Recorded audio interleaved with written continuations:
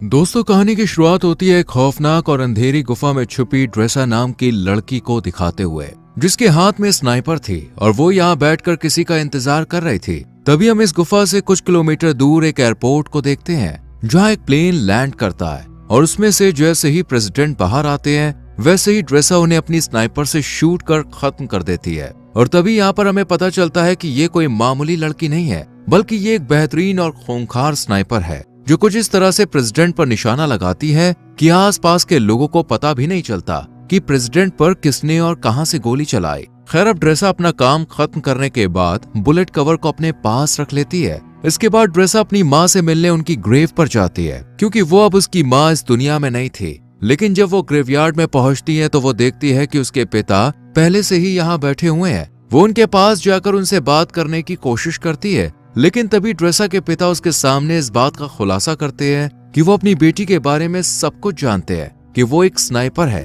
और अभी अभी उसने एक इंसान की जान ली है। इस पर ड्रेसा उन्हें जवाब देते हुए कहती है कि कभी कभी तो मुझे नींद भी नहीं आती है। और इतना कहकर वो अपनी जेब से बुलेट का कवर निकालती है और इसे अपने पिता के हाथ में सौंप देती है। वो इस कवर को भी बाकी के इकट्ठा हुए कवर के साथ रख देते हैं। और यहाँ पर हमें पता चलता है कि ड्रेसा ने पहले भी बहुत सारे लोगों को मौत के घाट उतारा है। अब ड्रेसा के पिता उसे अपने कैंसर के बारे में बताते हैं और कहते हैं कि मेरे पास बहुत कम समय बचा है और मैं केवल कुछ ही दिनों का मेहमान हूँ, लेकिन आने वाले दिनों में अगर मैं नहीं मरा तो इस वैलेंटाइन डे के दिन मैं खुद अपनी जान ले लूंगा। ये सुनते ही ड्रेसा के पैरों तले जमीन खिसक जाती है और वो अपने पिता को ऐसा करने से मना करती है। लेकिन वो अब भी ड्रेसा से यही कहते हैं कि यह हम दोनों की आखिरी मुलाकात है और शायद अब हम ना मिले। वहीं दूसरी तरफ हम लिवाई नाम के एक आदमी को देखते हैं जिसे उसके बुरे सपनों ने परेशान कर रखा है। इसलिए लिवाई समुद्र के किनारे बैठकर अक्सर पोयम लिखता है और आज भी वो यहीं बैठा हुआ होता है। तभी लिवाई के पास अचानक एक मैसेज आता है जिसमें उसे एक एड्रेस पर आने के लिए कहा जाता है। लिवाई मैसेज पढ़ते ही तुरंत अपनी गाड़ी यहाँ से लेकर निकल जाता है और उस एड्रेस पर पहुंच जाता है। वो जैसे ही घर के अंदर एंटर करता है तो यहाँ उसकी मुलाकात एक लेडी से होती है जिसका नाम होता है बार्थोलोम्यू। और इन दोनों की बातों से हमें पता चलता है कि लिवाई पहले मिलिट्री में एक स्नाइपर हुआ करता था, लेकिन अब उसने इस काम से रिटायरमेंट ले ली है और अपना ज्यादातर समय घर पर ही बिताता है। यहाँ बार्थो लिवाई से बात करती है और उसे एक नया मिशन सौंपते हुए कहती है कि मैं तुम्हें किसी दूसरी जगह भेजना चाहती हूँ, क्योंकि तुम एक बहुत अच्छे स्नाइपर हो, इसलिए ये काम सिर्फ तुम ही कर सकते हो। साथ ही वो लिवाई से ये भी पूछती है कि क्या तुम्हारी फैमिली में कोई ऐसा है जो तुम्हारे जाने के बाद तुम्हें मिस करे, क्योंकि हो सकता है कि तुम वहां जाने के बाद उन्हें कभी ना मिल पाओ। ये सुनकर लिवाई थोड़ा सोच में पड़ जाता है और बार्थो से कहता है कि मेरी फैमिली में ऐसा कोई नहीं है और मैं अकेला रहता हूँ। इसके बाद बार्थो से मिशन की सारी जानकारी बाद में देने का कहती है। इसके बाद लिवाई को बेहोश कर दिया जाता है और जब उसकी आंख खुलती है तो वो अपने आप को एक प्लेन में पाता है। लेकिन लिवाई को अब तक ये नहीं पता था कि उसे मिशन के लिए कौन से देश ले जाया जा रहा है। इसलिए वो प्लेन में मौजूद स्टाफ से जब ये बात पूछने की कोशिश करता है तब सभी उसकी बात को इग्नोर कर देते हैं। पर एक पायलट आकर लिवाई को बताती है कि तुम्हारी डेस्टिनेशन आ चुकी है और अब वो उसे यही लैंड कराने वाले हैं। साथ ही वो लिवाई से ये भी कहती है कि तुम्हें अपनी मंजिल तक पहुंचने के लिए यहाँ से कम 32 किलोमीटर पैदल चलकर जाना होगा, तभी तुम उस जगह पर पहुंच पाओगे जहाँ से तुम्हें इस मिशन को अंजाम देना है। इतना कहने के बाद वो लिवाई को एक पैराशूट देती है जिसे पहनकर वो प्लेन से नीचे बर्फ पर कूद जाता है और फिर धीरे धीरे आगे बढ़ने लगता है। लिवाई को पैदल चलते चलते अब 2 दिन बीत जाते हैं और 2 दिन बाद आखिरकार वो अपनी मंजिल तक पहुंच ही जाता है, जहाँ सबसे पहले उसकी मुलाकात जीडी नाम के एक आदमी से होती है जो उसे एक वॉच टावर की तरफ ले जाता है और उसे बताता है कि अगले 1 साल तक तुम यहीं पर काम करोगे।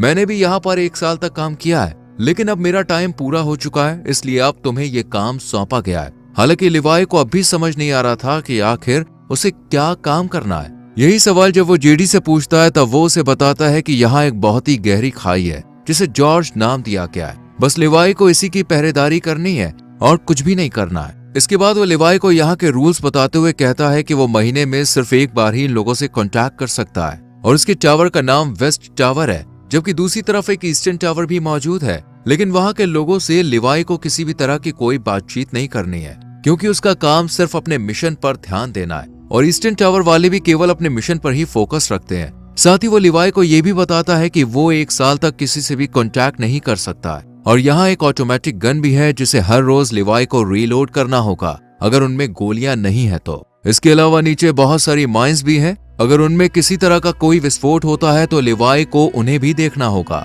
हालांकि लिवाई को अब तक समझ नहीं आ रहा था कि आखिर उसका मिशन है क्या। इसलिए वो जेडी से पूछता है कि क्या मेरा काम यहाँ पर आने वाले लोगों को जॉर्ज के करीब जाने से रोकना है। इस पर जेडी कहता है नहीं, जो चीज जॉर्ज के अंदर है उसे ऊपर आने से रोकना है। फिर वो एक छोटा सा बम उठाता है और उसे खाई यानी जॉर्ज के अंदर फेंक देता है। जैसे ही धमाका होता है, अचानक खाई से एक बहुत ही डरावनी और अजीब सी आवाज सुनाई देती है जो किसी मॉन्स्टर की तरह लग रही थी।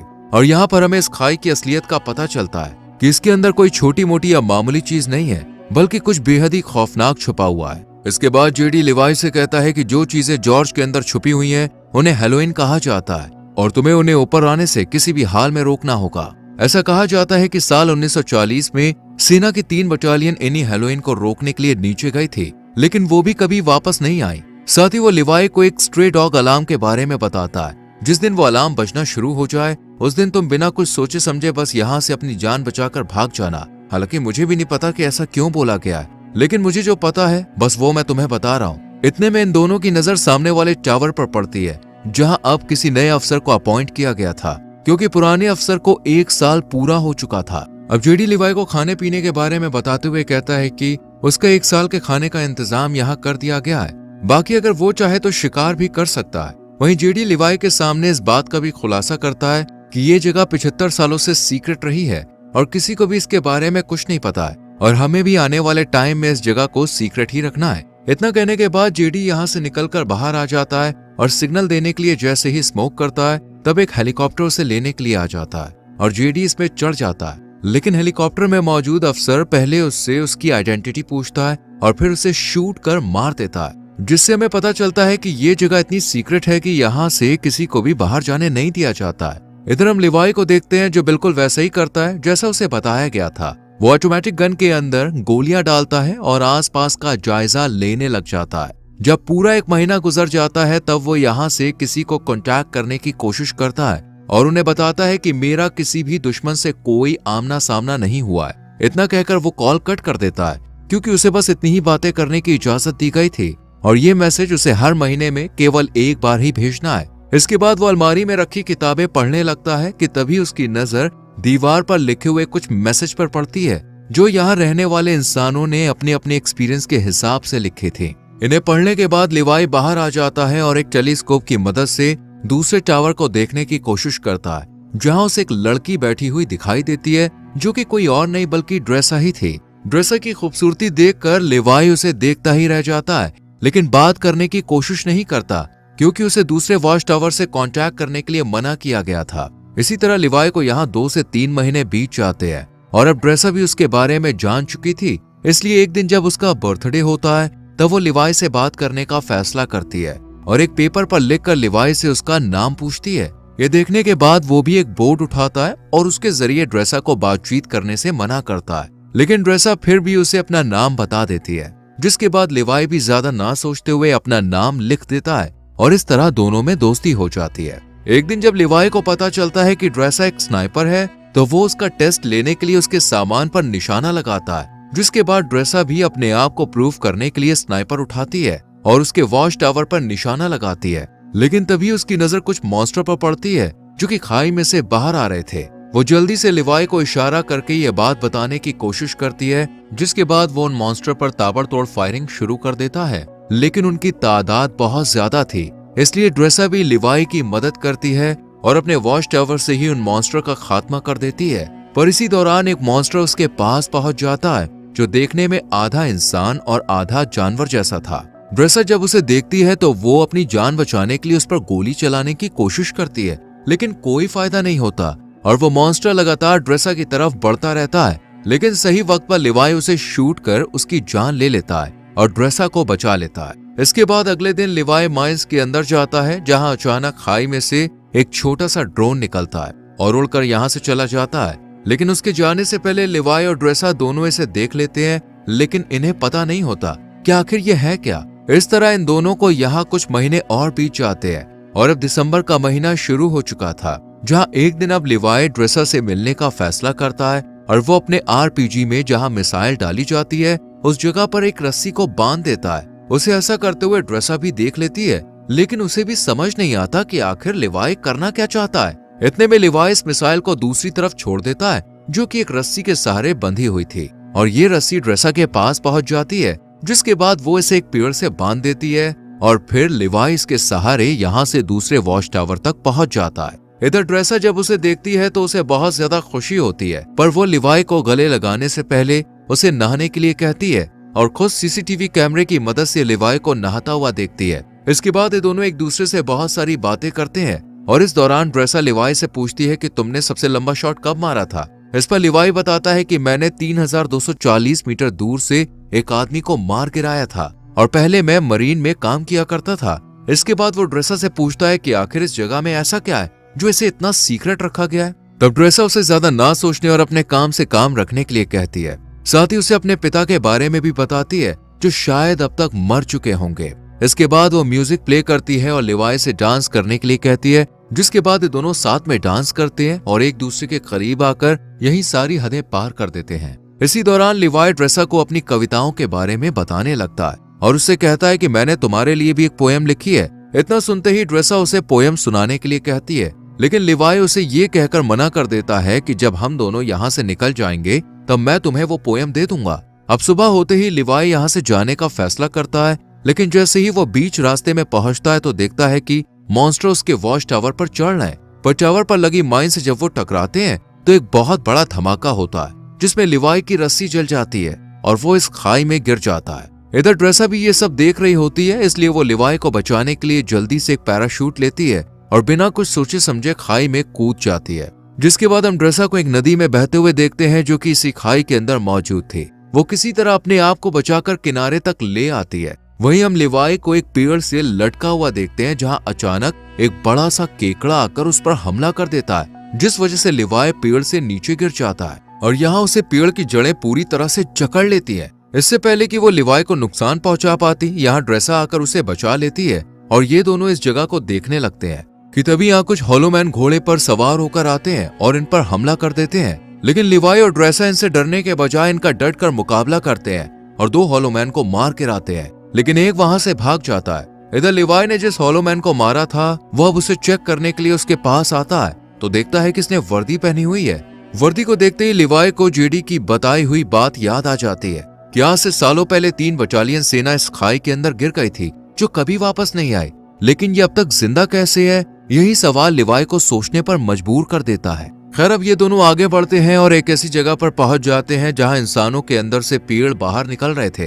इन्हें देखकर ऐसा लगता है जैसे यहाँ किसी वायरस ने अपना आतंक फैलाया हो। अभी लिवाई और ड्रेसा इस खौफनाक मंजर को देख ही रहे थे कि इतने में ही कुछ हॉलोमैन इनकी तरफ आने लगते हैं, जिनसे बचने के लिए ये दोनों एक चर्च में पहुंच जाते हैं। लेकिन चर्च का नजारा बेहद ही डरावना था, क्योंकि यहाँ कई लोगों की डेड बॉडी पड़ी हुई थी जिन्होंने वायरस के कहर से बचने के लिए खुद ही अपनी जान ले ली थी। तभी ड्रेसा के ऊपर एक मकड़ी अटैक कर देती है जो कि देखने में काफी बड़ी थी, मानो उसके ऊपर भी जैसे वायरस का असर हो गया था। और वो जैसे ही इन पर हमला करती है ये दोनों मिलकर इसे शूट कर यहीं खत्म कर देते हैं। लेकिन तभी दरवाजा तोड़कर कुछ हॉलोमैन यहाँ आ जाते हैं, जिन्हें देखते ही लिवाई और ड्रेसा जल्दी से चर्च में भाग निकलते हैं और पहाड़ों के बीच बनी एक सुरंग में पहुंच जाते हैं। और दरवाजे को आगे बंद करके जब इस सुरंग को अंदर से देखते हैं तो इन्हें एक तरह की लैब दिखाई देती है जहां पहले कभी एक्सपेरिमेंट किए गए थे। यहाँ इन्हें एक बैकअप जनरेटर भी मिलता है जिसे ये लोग स्टार्ट कर देते हैं और फिर लिवाई को यहाँ एक डीवीडी प्लेयर भी मिलता है। डीवीडी की इस कैसेट को जब ये दोनों प्ले करते हैं तो स्क्रीन पर एक लेडी दिखाई देती है जो इस जगह को लेकर अपने सीक्रेट मिशन के बारे में बताती है। साथ ही वो आगे ये भी कहती है कि हम यहाँ एक केमिकल मिसाइल बना रहे थे जिसमें बहुत सारे लोग मिलकर काम कर रहे थे। लेकिन एक दिन जब इस जगह पर भूकंप आया तो भूकंप की वजह से जो मिसाइल हमने तैयार की थी वो लीक होनी शुरू हो गई और इस तरह ये केमिकल आसपास फैल गया, जिसकी वजह से कई लोग इन्फेक्टेड हो गए और मैं भी इन्फेक्टेड हूँ। हालांकि उन्होंने ये बात मिलिट्री को भी बताई थी और कहा था कि इस जगह के ऊपर बमबारी करके इसे डिस्ट्रॉय कर दिया जाए ताकि ये केमिकल बाहर कहीं ना फैल सके। लेकिन मिलिट्री ने इनकी बात पर गौर नहीं किया। इस लेडी की बातें सुनने के बाद अब लिवाई और ड्रेसा को सब कुछ समझ में आ जाता है, इसलिए ये सुरंग को और करीब से जानने की कोशिश करते हैं। और तब इन्हें यहाँ एक नए जमाने का कंप्यूटर मिलता है जो कि काफी अजीब बात थी, इसलिए ये इस कंप्यूटर को ऑन करने का फैसला करते हैं और इसमें मौजूद इन्फॉर्मेशन को देखकर एकदम हैरान रह जाते हैं, क्योंकि इसमें एक डार्क लैब नाम की कंपनी के बारे में पता चलता है जो कि पैरामिलिट्री बनाने का काम करती है। वो यहाँ से इन्फेक्टेड लोगों के सैंपल ले जाती है और उनसे अपने सोल्जर को सुपर सोल्जर बनाने का काम करती है। इसलिए कोई भी देश इस जगह को पूरी तरह से मिटाना नहीं चाहता है। साथ ही लिवाई को यह भी पता चलता है कि ये जो खाई है ये 4.2 किलोमीटर लंबी है। इसके बाद ये दोनों जैसे ही यहाँ से बाहर निकलते हैं, अचानक एक हॉलो मैन इनके ऊपर हमला कर देता है और ड्रेसा को रस्सी से बांधकर खींचते हुए अपने साथ ले जाता है। हालांकि वो रस्सी को काटने की कोशिश करती है लेकिन कोई फायदा नहीं होता। इधर लिवाई भी उसे ढूंढने के लिए इधर उधर भटकता रहता है और एक ऐसी जगह पर पहुंचता है जहां एक बहुत बड़ी मिसाइल मौजूद थी। वहीं हम ड्रेसा को एक पेड़ से लटका हुआ देखते हैं और वो हॉलो मैन भी उसके सामने ही खड़ा होता है, जिससे ड्रेसा उसे खोलने के लिए कहती है। लेकिन वो जब उसकी बात नहीं सुनता तो वो खुद ही किसी तरह अपने हाथों को खोलकर उस पर अटैक कर देती है। काफी देर तक इन दोनों में लड़ाई जारी रहती है। इतने में ही यहाँ लिवाई भी आ जाता है और हॉलो मैन को शूट कर ड्रेसा को बचा लेता है। लेकिन जब वो वर्दी पर उसका नाम देखता है तब उसे पता चलता है कि वॉच टावर पर पहरेदारी देने वाला ये पहला इंसान था जो बाद में इन्फेक्टेड हो गया। इसलिए ये दोनों अब यहाँ से निकलने का फैसला करते हैं और यहाँ खड़ी एक कार के अंदर नई बैटरी डालकर उसे एक रस्सी से बांध देते हैं। जैसी कार ऊपर की तरफ जाने लगती है, अचानक यहाँ बहुत सारे हॉलो मैन आ जाते हैं और इन पर हमला कर देते हैं। पर ये दोनों अपनी स्नाइपर से इनमें से कई हॉलो मैन को मौत के घाट उतार देते हैं। लेकिन एक वक्त पर आकर जब इनकी गोलियां खत्म हो जाती हैं तो ये इनमें आग लगा देते हैं और एक पहाड़ी पर पहुंचकर इस कार को भी नीचे धकेल देते हैं और फिर ये किसी तरह ईस्टर्न टावर तक पहुंच जाते हैं। लेकिन इन्हें इस बात का डर होता है कि इनमें से कोई इन्फेक्टेड ना हो गया, इसलिए लिवाई अगले दिन रस्सी की मदद से अपने वॉच टावर पर पहुंच जाता है, जहां बार्थोस से कांटेक्ट कर पूछती है कि क्या तुम जॉर्ज के अंदर गए थे। इस पर लिवाई मना कर देता है। ये सुनकर बार्थोस से कहती है कि हो सकता है कि दूसरे टावर का कोई अफसर जॉर्ज में गया हो, क्योंकि किसी ने हमारे कंप्यूटर को स्टार्ट किया है, इसलिए अब तुम्हें उसे मारना होगा। हालांकि बार्थो ने पहले ही सीसीटीवी फुटेज में देख लिया था कि ये दोनों जॉर्ज में गए थे, लेकिन वो लिवाई के सामने इस बात का इजहार नहीं करती है, बल्कि खुद ही अगले दिन यहाँ आ जाती है। लेकिन इसके हेलीकॉप्टर को लिवाई और ड्रेसा दोनों देख लेते हैं और इन्हें पता चल जाता है कि ये इन्हें मारने के लिए यहाँ पे आई है, इसलिए ये जल्दी से जंगल की तरफ भाग जाते हैं। लिवाई को पता था कि 4.2 किलोमीटर को पार करने के बाद ये खाई आपस में मिल जाती है और फिर वो ड्रेसा से मिल सकता है, इसलिए ये वॉच टावर के एंटीना पर हमला करता है और यहाँ अलार्म बजना शुरू हो जाता है, यानी कि यहाँ अगले 2 मिनट में स्ट्रे डॉग मोड ऑन हो जाएगा और ये जगह अपने आप डिस्ट्रॉय हो जाएगी। अब बार्थो भी ये बात अच्छी तरह से जानती थी, इसलिए वो हेलीकॉप्टर लेकर यहाँ से भागने लगती है। इधर ड्रेसा और लिवाई भी भागने लगते हैं, जिसके बाद 2 मिनट पूरे होते ही जॉर्ज के अंदर जो मिसाइल रखी हुई थी वो ब्लास्ट हो जाती है और इस ब्लास्ट की वजह से सभी हॉलो मैन मारे जाते हैं। वहीं बार्थो का हेलीकॉप्टर भी इस धमाके की चपेट में आ जाता है, जिस वजह से वो भी मारी जाती है। इधर लिवाई भी पानी में गिर जाता है, लेकिन ड्रेसा इन सब में बच जाती है और एक जगह बैठकर उसका इंतजार करने लगती है। काफी दिन बीत जाते हैं लेकिन लिवाई का कोई अता पता नहीं चलता, इसलिए वो उसकी लिखी हुई पोयम खोलकर पढ़ती है और फिर अपनी नई जिंदगी की शुरुआत करती है और एक रेस्टोरेंट में काम करने लगती है। लेकिन तभी अचानक एक दिन वहां लिवाई आ जाता है, जिसे देखकर ड्रेसा बहुत खुश होती है और फिर ये दोनों एक दूसरे को किस करते हैं और इसी के साथ ये कहानी यहीं खत्म हो जाती है।